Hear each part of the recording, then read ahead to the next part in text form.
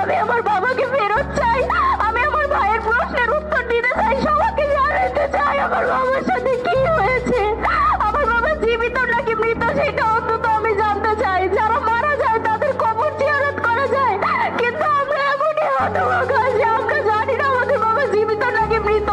আমি আমার সার্টিফিকেটে কোথাও আমার বাবা সিগনেচার দিতে পারি না, নামের আগে লেট পর্যন্ত লিখতে পারি না।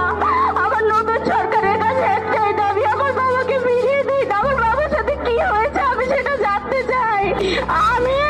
আমরা এইগুলো গুণ আমাদের আহাজারে গুণের সংসারের গল্প, আমরা কত ভুক্তভোগী, আমরা যে কি চাই আপনাদের কাছে, আপনারা কি এখনো বোঝেন না আমাদের জন্য কি দেশ স্বাধীন হয় না কেন? আমার শরীরে বিভিন্ন এই বয়সে তার বাইরে ভাই বলে ডাকতে পারে, আমি আর এভাবে পথ চলতে পারি না। এই ইচ্ছা আমাদের একটাই খোঁজ খবর দিয়ে দেন আপনারা।